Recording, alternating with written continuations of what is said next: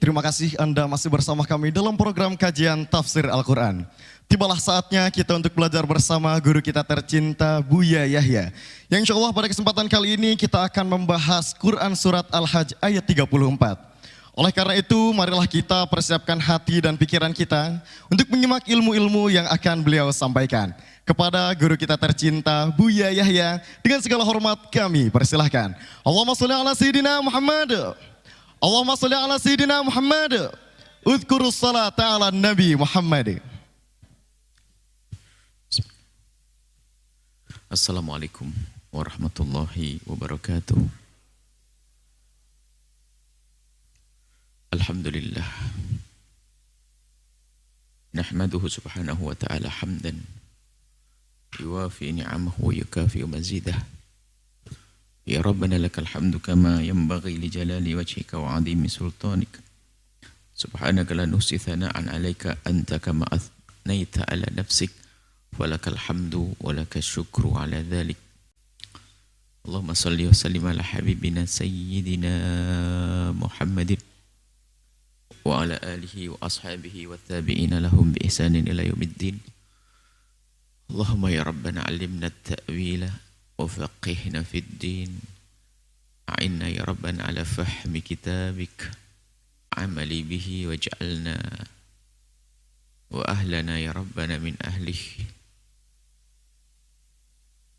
اللهم يا ربنا ويا غافر الذنوب اغفر الذنوب ويا مفرج الكروب فرج الكروب ويا ساتر العيوب استر العيوب يا علام الغيوب ببركة الحبيب المحبوب وارزقنا يا ربنا التوبة قبل الموت الشهادة عند الموت والجنة بعد الموت أما بعد. Yang sangat kami cintai, kami muliakan para perindu ridha Allah, para pecinta baginda Nabi Muhammad sallallahu alaihi wasallam, pecinta Al-Quran. Alhamdulillah, puji syukur kepada Allah yang telah memudahkan kita di pagi ini, di saat ini untuk melanjutkan rutinitas kita, aktivitas kita, mentadabburi firman-firman Allah subhanahu wa ta'ala. Semoga Allah memberikan kepada kita pemahaman yang benar, ilmu yang manfaat, yang menjadi sebab kita semakin dekat kepada Allah dan Rasul-Nya, sebab keselamatan kita di dunia dan di akhirat. Kita masih di surat Al-Hajj dan sudah sampai kepada firman Allah. A'udzubillahi minasyaitonirrajim. Bismillahirrahmanirrahim. Wa likulli ummatin ja'alna mansakan liyadhkuru ismallahi 'ala ma razaqahum min bahimatil an'am. Fa ilahukum ilahu wahidun falahu aslimu wa basyiril mukhbitin. Likulli ummatin ja'alna mansakan. Mansak ini adalah ibadah. Dan ini isyarat kepada masalah furu'iyat, ibadah-ibadah. Setiap umat Allah beri syariat untuk beribadah yang berbeda-beda. Tapi urusan keimanan tidak berbeda. Mansak ini ibadah. Disebutkan juga dalam Al-Quran tentang, bahkan sudah kita baca setiap saat, inna sholati wa nusuki, solatku dan ibadahku. Mansak ini adalah ibadah. Jadi ada, setiap umat itu diberi oleh Allah cara-cara mengabdikan diri beribadah. Yadhkuru ismallah, untuk mensyukuri karunia Allah, menyebut nama Allah atas apa yang Allah karuniakan. Min bahimatil an'ami, daripada ternak-ternak yang Allah berikan kepada mereka. Di dalam bab ayat ini, karena kebetulan sebelumnya bab haji ini mengarah kepada urusan haji, akan tapi sesungguhnya lebih luas bahwasanya Banyak ibadah-ibadah yang Allah syariatkan kepada umat terdahulu, tapi tidak disyariatkan untuk umat Nabi Muhammad saat ini. Ada perbedaan cara beribadah. Tapi masalah ketuhanan, masalah keimanan, yakiniyat, itu tidak berbeda. Dari zaman dulu dari zaman Adam tetap Allah. Kalau pengen mengenal sifat Allah, ya Allah wujud, kita, baqa, dan seterusnya. War-Rahmanur Rahimul Malikul Quddus Salamul Mu'minul Muhaiminul Azizul Jabbar Mutakabbir, dan seterusnya. Tidak ada perbedaan urusan ketuhanan. Akan tapi ada beberapa hal tentang masalah batasan aurat, kemudian masalah kemahraman, kemudian masalah ada yang berbeda-beda. Masalah urusan manusia dengan manusia. Hukuman-hukuman berbeda-beda. Nah, di sini masalah bab haji ini memang ibadah berbeda-beda, tapi ada juga di antara amalan-amalan ini ada yang sama. Artinya pernah disyariat kepada nabi terdahulu, tapi juga disyariatkan kepada nabi yang berikutnya. Bahkan kadang jauh sekali. Nah, dalam hal ini adalah bab haji. Banyak amalan-amalan haji ini ternyata amalan ini adalah amalan yang pernah disyariatkan kepada Nabi Ibrahim alaihissalam. Kalau bicara tentang bagaimana melempar jumroh, wukuf di Arafah dan seterusnya, tawaf dan sa'i dan seterusnya. Maka yang harus difahami bahwa semua dari ibadah-ibadah itu hendaknya dihadirkan dalam irama mensyukuri razaqahumullah yang Allah karuniakan. Cuma di sini mimbahiyat mimatil an'ami ini mengarah kepada apa yang dihadiahkan oleh orang yang melakukan ibadah haji karena nusuk yang namanya hadyu yang diberikan karena nusuk yang di saat berada di Makkah. Ini masih seputar amalan ibadah haji. Akan tapi di situ diisyaratkan bahwa amaliyah manusia ini setiap umat berbeda-beda. Memang kadang ada kesamaannya. Tapi perbedaan ini bukan berarti perbedaan urusan keimanan, urusan akidah. Fa ilahukum ilahu wahid. Tuhan satu. Tuhanmu adalah Tuhan yang maha tunggal. Yang mensyariatkan kepada umat Nabi Musa adalah sama, Tuhannya adalah Allah. Yang mensyariatkan syariat-syariat kepada Nabi Ibrahim, Nabi Nuh adalah Tuhan Allah. Yang mensyariatkan hal-hal kepada atau syariat kepada Nabi Isa dan Nabi Muhammad adalah juga Allah. Ilahukum wahid. Maka aslimu, tinggal kamu menyerahkan dirimu saja kepada Allah. Serahkan. Lah, cara aslimu ini sesuai dengan cara yang Allah berlakukan kepada umat. Karena likulli ummatin ja'alna mansakan. Sehingga cara yang dilakukan umat Nabi Ibrahim, Nabi Musa, ada perbedaan di dalamnya. Tapi semuanya itu adalah menuju kepada Allah Subhanahu wa taala dalam irama pasrah kepada Allah Subhanahu wa taala. Kemudian wabasyiril mukhbitin. Berikanlah kabar gembira kepada al-mukhbitin. Mukhbit itu artinya orang yang tawadhu di saat dizalimi tidak ingin membela. Ada hubungannya nanti dengan aslimu menyerahkan kepada Allah. Jadi menyerahkan kepada Allah bukan dalam urusan ibadah saja. Ternyata di saat ada yang memperlakukan kepadanya dengan tidak benar dan tidak baik, dia pasrah kepada Allah. Sehingga menjadilah dia orang yang tampak mukhbitin dengan penuh kesabaran. Tidak akan membela diri di saat didolimi. Maka ini pangkat tinggi. Bahkan disanjung-sanjung dalam banyak ayat. Tentang orang-orang yang seperti ini. Wabasyiril mukhbitin ini. Orang mukhbit. Kalau makna secara umum adalah orang yang tawadhu. Jadi tawaduk di sini tentu diarahkan tawaduk kepada Allah sesuai dengan makna aslimu. Serahkan dirimu kepada Allah, maka sesaat seseorang memasrahkan dirinya kepada Allah, maka menjadilah dia orang yang tawaduk kepada Allah Subhanahu wa taala. Akan tapi mukhbitin itu ternyata luas, maknanya bukan sekedar urusannya pasrah kepada Allah di dalam perintah ibadah dan seterusnya, keimanan dan seterusnya, akan tapi ternyata dia di saat berurusan dengan manusia lebih memasrahkan kepada Allah, bahkan di saat diperlakukan oleh orang lain dengan cara yang tidak benar, maka menjadilah dia orang mukhbit yang tampak sabar, tidak dendam. Bahkan disebutkan orang-orang ini adalah orang-orang bertakwa, orang-orang mulia. Seperti yang disebutkan di dalam Al-Quran juga tentang manusia disanjung. Ahli surga adalah wal kadhiminal ghaidha, itu mukhbit itu situ.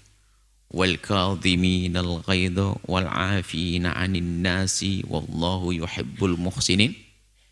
Jadi mukhbit itu orang semacam itu. Kadhiminal ghaidha. Jadi beri kabar gembira orang mukhbitin. Orang mukhbitin yang di saat didolimi ternyata dia dengan ketenangannya menyerahkan semuanya kepada Allah. Tidak ada reaksi-reaksi yang menunjukkan kalau dia adalah ingin membalas dan seterusnya. Tapi wal kadhiminal ghaidha, menahan amarahnya. Sebab amarah itu memang adanya di dalam hati. Tapi kalau tidak ditahan meledak akan menjadikan mata merah, mulut berucap, tangan memukul dan seterusnya. Tapi wal kadhiminal ghaidha, menahan. Menahan. Wal kadhiminal ghaidha, menahan amarah. Kemudian tidak cukup mukhbit itu menahan amarah. Wal 'afina 'anin nasi, kemudian berusaha bagaimana memberikan maaf kepada siapapun yang telah berbuat salah kepadanya. Urusan pribadi ya. Ini bicara tentang urusan pribadi, bukan urusan Allah. Kalau ada urusan hak Allah diganggu, hak Nabi Muhammad diganggu, kalau marah kita dungu.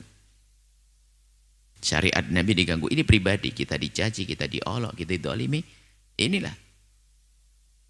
Dia menyerahkan kepada Allah, aku milik Allah, aku didolimi. Dan dia yakin bahasanya, di saat didolimi, ada kebaikan yang ia dapat. Seperti suatu ketika Imam Hasan Basri itu mendengar berita bahwasanya, ya Imam, ada orang mencacimu dan mengolokmu di sana.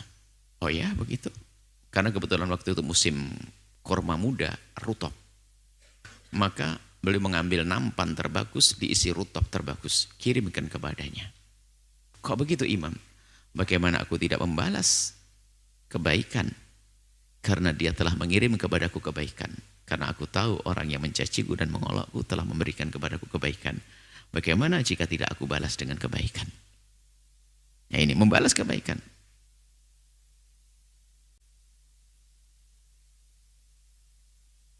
Maka sampai para orang yang faham makna ini, makna bahwa orang yang dicaci, digunjing itu sebetulnya telah diberi hadiah kebaikan oleh orang yang menggunjing. Sehingga perkataan di kalangan ahli khair, orang yang hatinya sudah tingkat tinggi itu terheran-heran jika ada orang disakiti kok membalas dengan kejelekan. Aneh. Ada orang diperlakukan jelek tapi membalas dengan jelek. Jadi bagi mereka adalah hal yang mengherankan. Kenapa? Karena dia itu sebetulnya diberi kebaikan, kok membalas kejelekan? Karena kebaikan bagi orang yang sudah kenal Allah itu bukan di dunia saat ini, langsung kebayang surga sana. Lihat, ini mukhbitin. Sudah tingkat tinggi, jadi dizolimi sama orang, kebayang ini adalah tabungan pahalaku nanti di akhirat. Urusan pribadi, bukan urusan Allah. Urusan pribadi itu maksudnya di sana, hak saya dan sebagainya. Kalau urusan Allah harus marah dong, syariat Nabi Muhammad diganggu. Kita diajak maksiat, ganggu kita ini. Lain cerita, kita nggak boleh terima, nggak boleh pasrah. Diajak minuman keras, nggak apa-apa. Dipaksa mau enggak, silakan. Ini bukan itu. Diajak melakukan kehinaan, ya namanya bukan. Tapi hak kita dicaci, kita diolok, hak kita diambil dan seterusnya. Kita digunjing. maka sesungguhnya mereka telah memberikan kebaikan kepada kita, termasuk dalam satu hadis. Baginda Nabi menyebutkan, bertanya kepada sahabat Nabi, atadruna manil muflis, apakah kalian tahu siapakah orang yang bangkrut? Sahabat Nabi banyak pedagang-pedagang yang ngerti orang bangkrut, orang yang dagang tidak punya lama wala dinar wala dirham, nggak punya tidar, nggak punya fulus, habis duitnya untuk berbisnis, itu bangkrut. Nabi menjawab, bukan itu orang muflis. Orang bangkrut itu adalah dia, itu dia yang ya'ti yaumil qiyamati bisolatin wa zakatin wa siyamin. Orang yang merasa bahwasanya di dunia dia adalah berzakat ada, puasa ada, sholat ada, punya banyak ibadah sholat. Akan tapi wa qad daraba hadza wa syatama hadza wa qadhafa hadza wa akhadha mala hadza. Tapi kerjaannya di dunia itu adalah lengkap. Kadang nyaci si A, menggunjing si B, memukul si C, mengambil harta si D. Rupanya banyak kezaliman. Maka di akhirat dia harus membayar itu semuanya. Dia kembalikan kepada orang yang didoliminya itu dengan pahalanya, mengganti pahalanya. Sehingga pahala sholat, pahala haji, pahala puasanya diberikan kepada orang yang didolimi. Ternyata habis. Karena sudah habis pahalanya untuk digunakan membayar tadi, maka diganti. Yang didolimi tadi kalau ada dosanya, dari dosanya ditumpangkan kepada dia yang ahli ibadah. Makanya disebut sebagai orang bangkrut, kayaknya ahli surga, ternyata di neraka. Bangkrut. Nah, orang mukhbit ini sehingga tampak tawadhu, sehingga begitu agungnya dia. Di saat ingin menolak itu dengan kelembutan, ingin menjelaskan, iya, di saat kita difitnah dan sebagainya menjelaskan, tapi tanpa lebih dari itu, menjelaskan saja bahwa saya tidak seperti itu. Tentunya dengan bermacam-macam cara untuk menjelaskan, tapi bukan dalam rangka dia membalas, itu tidak. Karena kadang ada sangkut pautnya dengan keluarga, kita difitnah begini, ada keluarga, ada orang lain, menjelaskan, tapi bukan dalam kebencian, bukan dalam dendam dan sebagainya.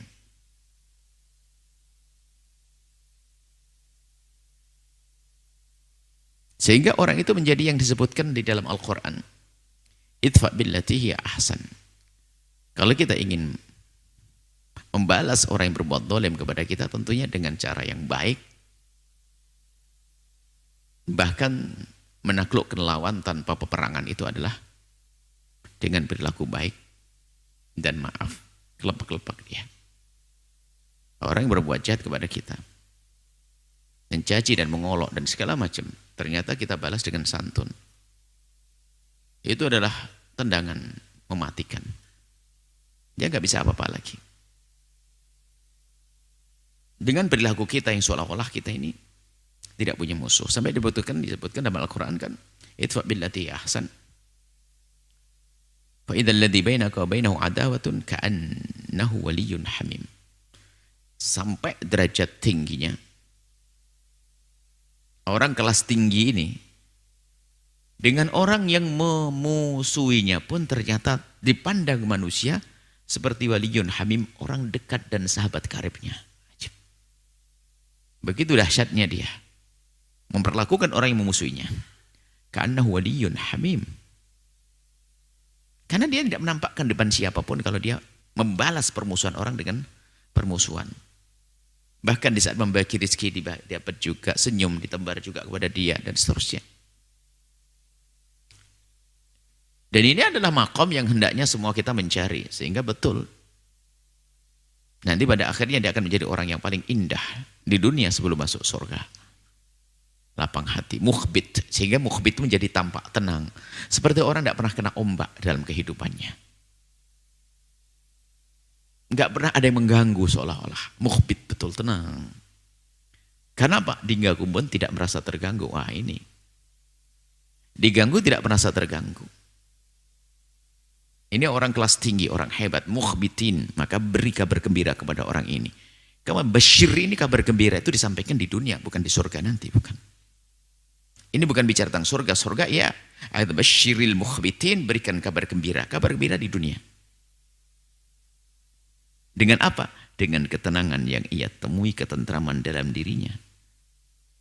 Sebaliknya, orang yang dipenuhi dengan dendam di dalam dirinya, lihat, dia menjalani hidup capek. Biarpun di tempat yang luas seperti sempit, sehingga perlu pergi ke Mars. Ada orang mau pergi ke Mars itu nggak punya kawan di dunia. Wong kita aja di sini masih ada hutan belantara di Kalimantan sana, pesawat jatuh aja nggak ketemu. Ngapain pergi ke Mars? Tidak senang hidup dengan sesama manusia.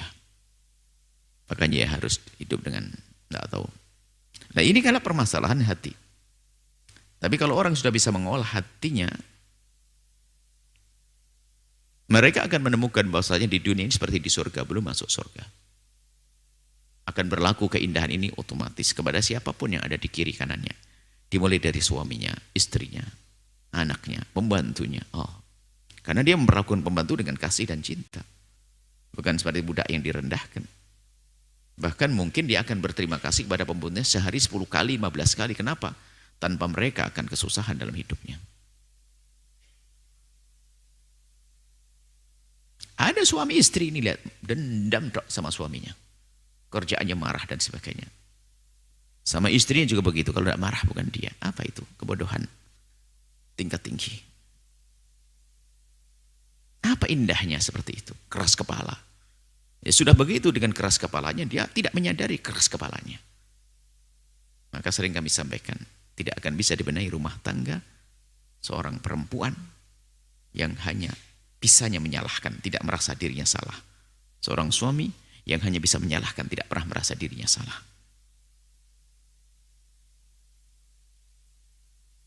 Dia adalah justru sampah di dalam rumah itu. Sehingga akan menjadikan anak-anaknya pun juga seperti dia nanti pada akhirnya. Punya cara hidup yang jelek, yang salah.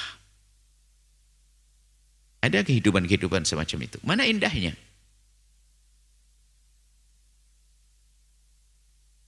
Apalagi nanti setelah itu ada dikarunia anak lagi. Anak tumbuh bukan dari cinta itu. Tumbuh murni dari syahwatnya.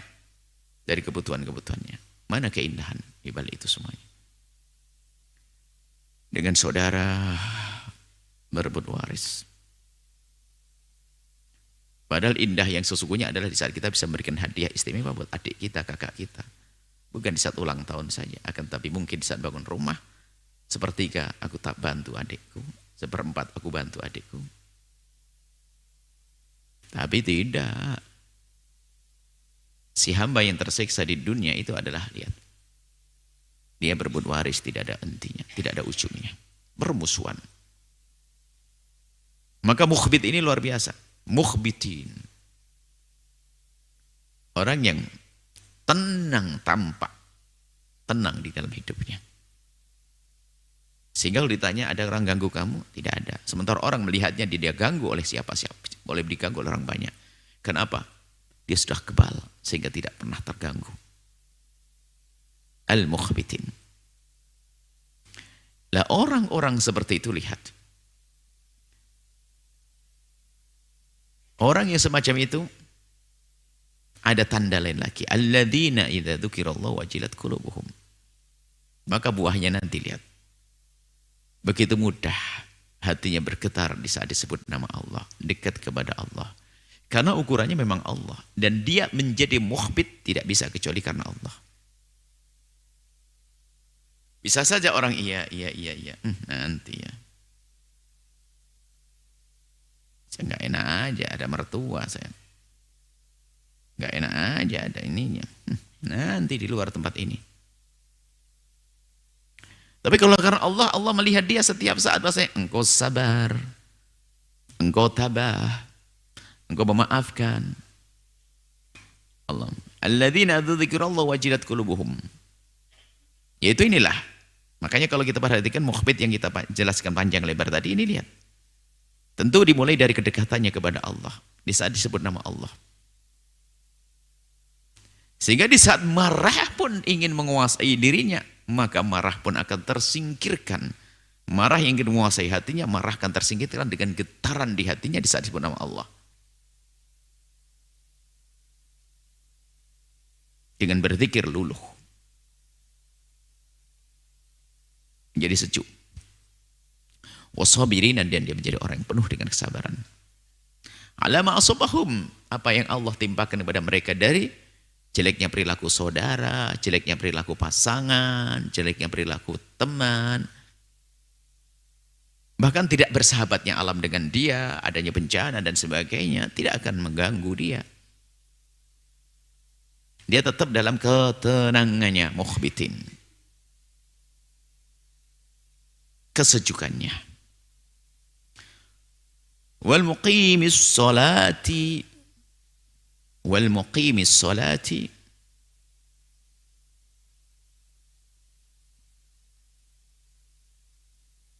maka ada di dalam bahasa Arab mudhaf ilaih, ternyata mudhafnya dengan alif lam, ada contohnya di dalam Al-Quran. Tapi kadang ahli nahwu membingungkan, bukan membingungkan, bertanya-tanya. Ada ini contohnya, ada mudhaf.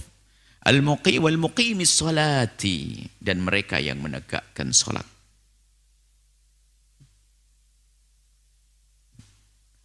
Wal muqimis salati tentu ditandai dengan yang sudah disebutkan, termasuk di antaranya dia akan rajin menegakkan salat. Karena dia menemukan, dan seorang beriman hendaknya menemukan bahwa di dalam salat yang ditegakkan itu adalah untuk menemukan ketenangan. Hiruk pikuk dunia akan ditinggalkan, lalu dia beralih kepada salatnya. Dan itu yang dirasakan Nabi SAW. Nabi sering berkata kepada Bilal, ya Bilal, arihna bis salati. Bilal, maksudnya kapan waktu sholat tiba? Aku pengen tenang dengan sholat. Apakah Nabi tidak tenang? Oh tidak. Di dalam sholat ketenangan, di atas ketenangannya orang yang tenang. Arihna bis salati. Bikin aku senang, tenang. Kapan sholat tiba maksudnya? Jadi orang yang seperti ini akan rindu dengan ibadah sholat. Kapan sholat tiba?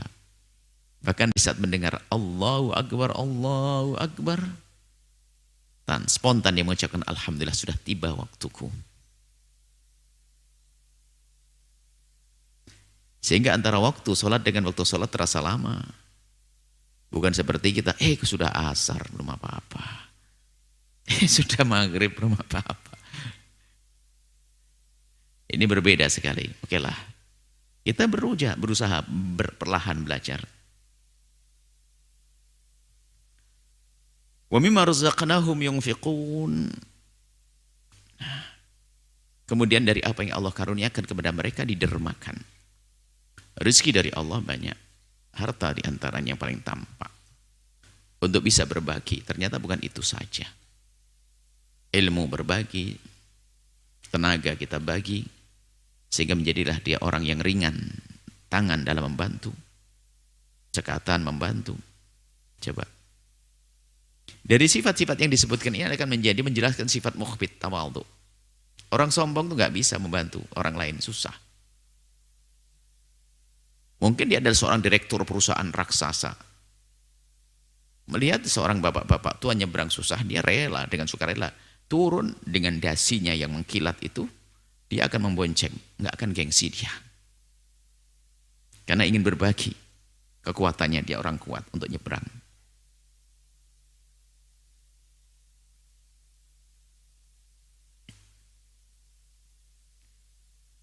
Nah ini, wa mimma razaqnahum yunfikun. Dari apa yang Allah karuniakan kepada mereka, mereka dermakan. Banyak termasuk ilmu. Termasuk infak sini jangan dimaknai sempit sekali. Termasuk kebahagiaan. Kalau kita senang, bagaimana kita menjadikan orang lain senang? Kalau kesedihan jangan bagi-bagi sama orang. Al-mu'minu bisyratu fil wajhi wa khusnu fil qalb.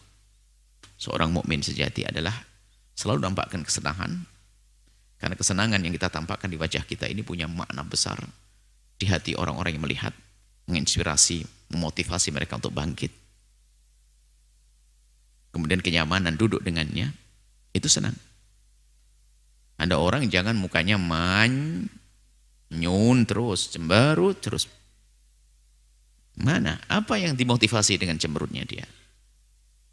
Yang dimotivasi hanya syaitan. Orang di kiri kanannya tidak nyaman dengan dia. Sehingga termasuk sifat yang menempel pada baginda Nabi itu orangnya basam. Tampak keceriaan di wajahnya. Sehingga ada salah satu hikmah yang kami hadirkan ya. Keceriaan wajah itu akan memotivasi orang, membalut luka dan seterusnya.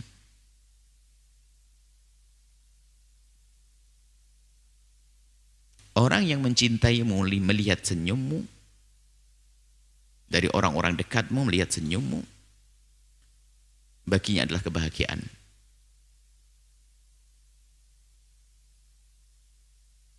Dan orang yang membencimu melihat senyummu adalah yang membunuhnya.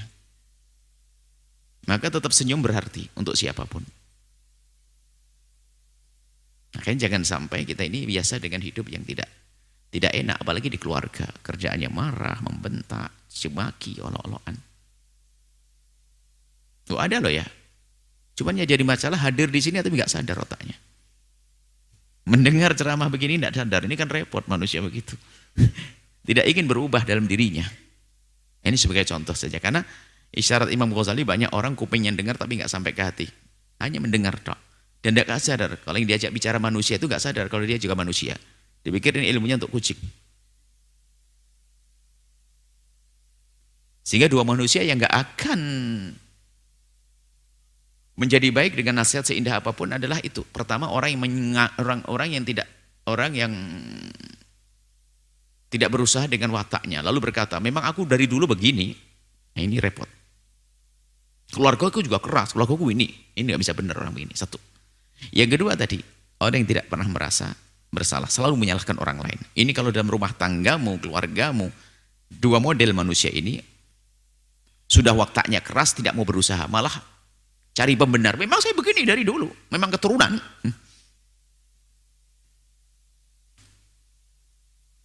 Keturunannya syaitan. Sebab panas itu kan syaitan. Dia tidak menyadari, itu bahaya sekali. Makanya ini harus kita tegasi masalah ini. Nggak boleh menyerah, karena hidupmu tidak indah. Yang kedua adalah apa-apa langsung nyalain pasangannya. Tidak pernah dia koreksi diri. Kalau sudah model begini tidak bisa dibenahi karena kebodohannya. Biarpun dia nanti menikah lagi dengan orang yang katanya dia membuat kerusakan. Dia dengan siapapun dia membuat kerusakan. Kan permasalahannya dia. Duri di mana-mana tetap jadi duri. Karena balon meletus. Karena kulit kita sakit. Nggak ada enaknya, nggak bagusnya. Duri. Maka jangan jadi duri. Dalam daging kehidupan keindahan. Jangan jadi duri. Ini kekotoran. Baik. Wa ma razaqnahum yunfiqun, berbagi senang, bagi bahagia. Perlu berbagi. Termasuk bagi rezeki. Nah, itu pun lihat bagi seorang mukhbitin, memberi itu adalah kesenangan yang luar biasa. Alhamdulillah aku bisa bantu ya Allah. Ada orang butuh kepadanya, perlu.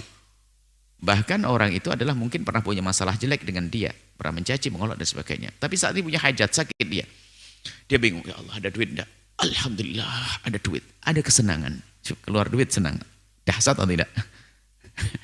Dia keluar duit senang, senangnya luar biasa. Allah. Tanya istrinya, ada lagi enggak, Ma? Ada tambahannya? Ya Masya Allah, Alhamdulillah. Ya Allah, sini. Ajib. Dahsyat sekali. Itu loh mukhbitin. Mukhbitin.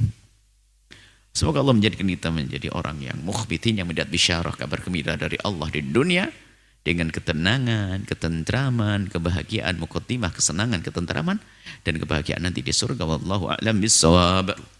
Mari kita tutup dengan doa. Bismillahirrahmanirrahim. Alhamdulillahirrahmanirrahim. Allahumma salli ala habibina sayyidina Muhammad. Allahumma ya Allah ya Rahman ya Rahim. Pandang kami dengan kasih sayang dan cinta darimu ya Allah. Berikan kepada kami segala kebaikan di dunia dan di akhirat. Ya Rahman ya Rahim. Wahai Dan yang Maha Kasih. Wujudkan keindahan dalam rumah tangga kami.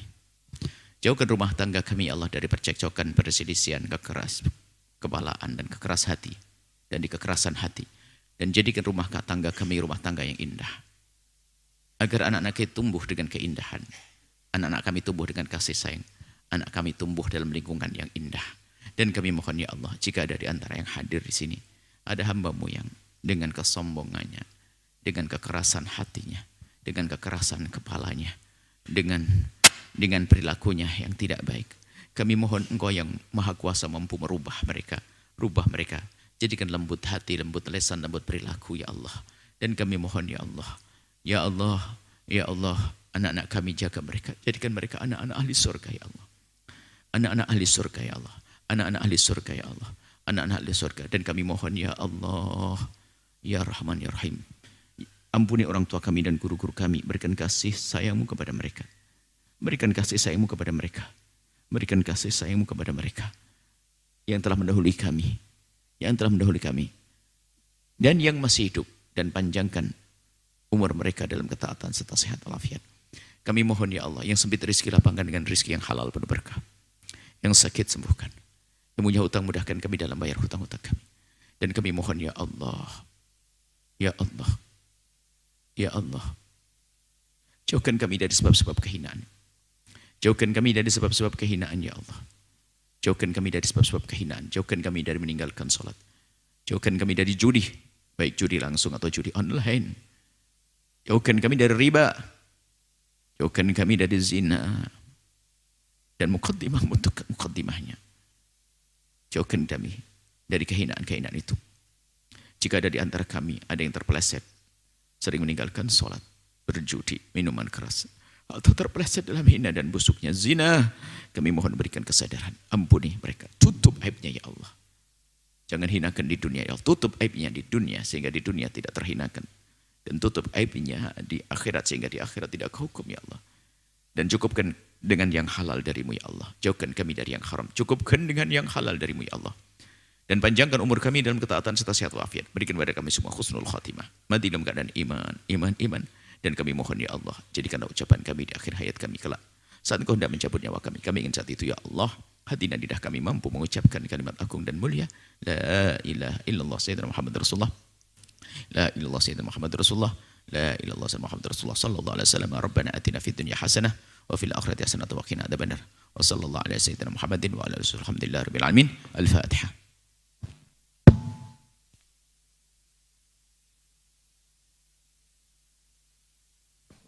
Terima kasih, mohon maaf dan mohon doa selalu wabillahi taufiq. Assalamualaikum warahmatullahi wabarakatuh. Waalaikumsalam warahmatullahi wabarakatuh. Baik hadirin pemirsa Al-Wahjah TV dan pendengar setia Radioku Network dimanapun Anda berada. Demikianlah majelis kita pada kesempatan kali ini dan tetaplah istiqomah bersama kami dalam program kajian kitab Mukhtasar At-Targhib wa Tarhib yang rutin diselenggarakan setiap Ahad pagi di Aula Utama Lembaga Pengembangan Dakwah Al-Bahjah Cirebon dan disiarkan langsung oleh Al-Bahjah TV, damai dan menyejukkan, serta Radioku Network, inspirasi spirit hati. Dan akhirnya saya Syarif Mugni Al-Ghifari beserta kru yang bertugas mengucapkan syukuran jazilan atas segala perhatian Anda. Mohon maaf bila ada kekurangan dan mohon doa selalu. Mari kita tutup majelis yang mulia ini dengan pembacaan doa kafaratul majelis. Subhanakallahumma wa bihamdika asyhadu an la ilaha illa anta astaghfiruka wa atubu ilaik. Wassalamualaikum warahmatullahi wabarakatuh.